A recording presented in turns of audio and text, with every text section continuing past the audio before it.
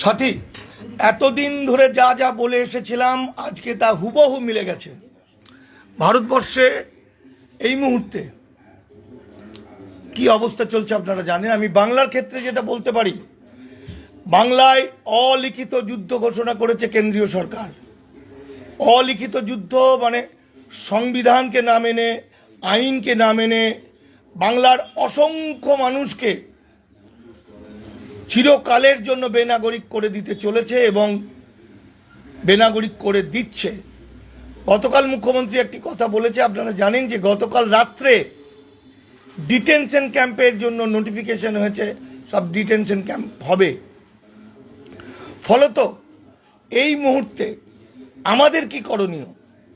আমরা কি ভয়ে আতঙ্কে হার্ট অ্যাটাক করে মরব? আমরা কি এখনই অস্ত্রশস্ত্র নিয়ে যুদ্ধে নেমে পড়ব? কি করব? আমরা কি করব? দেখুন, আমরা বাঙালিরা শান্তশিষ্ট। আমরা সংবিধানকে মানি, আমরা গণতন্ত্রকে মানি, আমরা আইন মানি। কিন্তু ওরা এমনই একটি অবস্থা তৈরি করেছে এবং দীর্ঘদিন ধরে এই পরিকল্পনাটা করে করে করে করে আজকে সফল, যেটা আমি দামাল বাংলা দীর্ঘ 5 বছর ধরে একই কথা বলেছিলাম। যাই হোক, ওরা যদি 20টা ডকুমেন্ট চায়, উদাহরণ দিচ্ছি, আপনি 20টা দিলে ওরা 21 নম্বর চাইবে। আপনি 21টা দিলে ওরা 22 নম্বর চাইবে। ওদের এটা ছুতো। আমরা যারা ভারতবর্ষের প্রকৃত নাগরিক, যুগ যুগ যুগ যুগ ধরে বাস করছি, তারা এই ভারতের মাটি এক বিন্দু আমরা ছাড়ব না। ডিটেনশন ক্যাম্পে আমরা যাব না। গ্রামকে গ্রাম, পাড়াকে পাড়া, মহল্লায় মহল্লায় যে যেখানে আছেন, ভয় দূর করে হাতে হাত মিলিয়ে নেমে পড়ুন। ভোট পাখিরা আমাদের সঙ্গে বেইমানি করে দিয়েছে। প্রতিটি রাজনৈতিক দল আমাদের বেইমানি করেছে। তারা এখন ভোট ভোট ভোট ভোট করে নাচছে। কোনো বিজেপি হিন্দুত্ববাদীরা বা কোনো রাজনৈতিক দল আপনার এলাকায় যেন ঢুকতে না পারে। যদি আপনার এলাকায় লক্ষ লক্ষ, হাজার হাজার মানুষ, লক্ষ লক্ষ মানুষ, শত শত মানুষ বেনাগরিক হয়ে থাকে, তাহলে আগে সবার ভোটার তালিকায় নাম উঠবে, তারপর ভোট হবে। যতক্ষণ পর্যন্ত সবার ভোটার তালিকায় নাম না উঠছে, ততক্ষণ ভোট করা কতটা ভয়ঙ্কর সেটা আপনারা ভাবতেই পারছেন। আমি গত পরশুদিন কেতুগ্রামে গেছিলাম। সেখানে একটা জায়গায় 750 মানুষ ছিলেন, একটি গ্রামে, রাজুয়া। 650 বাতিল করে দিয়েছে, ডিলিট করে দিয়েছে। প্রখ্যাত প্রত্নতাত্ত্বিক, ঐতিহাসিক, লোক গবেষক, বিখ্যাত মানুষ, দুবার, একবার ইংল্যান্ড একবার অস্ট্রেলিয়া থেকে ডিলিট পেয়েছেন, তাকে ডিলিট করে দিয়েছে মোহাম্মদ আইয়ুব হোসেনকে। ফলত প্রত্যেকটা জায়গায় যে ভোট পাখিরা মনে করছে, রাজনৈতিক দলগুলো মনে করছে জিতে যাব, ঘুমের স্বর্গে বাস করছে।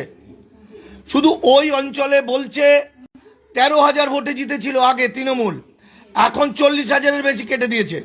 সব শুদ্ধ হিসেব করলে দেখা যাবে। এরপর 6 নম্বর ফর্ম ঢুকিয়ে দিয়ে, বহু অবাঙালিকে ঢুকিয়ে দিয়ে ভোটার করে দিয়ে তারা বাংলা দখল করে নেবে।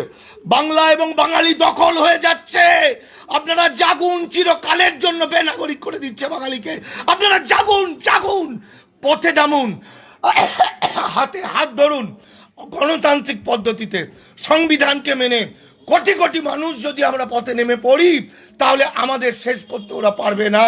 কিন্তু আমরা এইবার যদি ছেড়ে দিই, আমরা কিন্তু আর বাঁচতে পারবো না। আমাদের বাড়ি, ঘর, জমি জায়গা সব চলে যাবে। তাই বন্ধু, দলিত আদিবাসী মাইনরিটি আন্দোলন লীগ সংবিধানকে মেনে একদিকে আমরা আইনি পরিষেবা দিচ্ছি বিনা পয়সায়, আমরা গ্রুপ করে দিচ্ছি বিভিন্ন জায়গায়। একা কেউ হয়ে যাবেন না। যারা ডিলিট হচ্ছেন তারা একা থাকলে মানসিক অবসাদে ভুগতে এদিকে শুনলাম গতকাল থেকে বিভিন্ন জায়গায় 20 না 30 হাজার টাকা করে নিচ্ছে নাম তুলে দেওয়ার জন্য। এই ভণ্ড দালালদের চিনে রাখুন। ভণ্ড দালাল কোনো খারাপ উকিলের পাল্লায় পড়বেন না। আইনি পরিষেবা দেবে বাংলার দেশপ্রেমিক উকিলরা বিনা পয়সায়, তাদের ফিস না নিয়ে। আর একটা জিনিস শুনুন, গতকালকে আমার সন্তানরা, আমার ভাইরা, মুফক্কুরুল ইসলাম, তার নেতৃত্বে আমাদের সুজাপুরে তারা যে প্রতিবাদ করেছিল, হাজার হাজার মানুষ, সেখানে তাদের গাড়ি চাপা দিয়ে দুজনকে হত্যা করেছে, দুজনকে খুন করেছে এই কেন্দ্রীয় সরকার এবং তার পুষ্টতার দালাল নির্বাচন কমিশনের লোকেরা। আপনারা সাবধান, আপনারা জাগুন।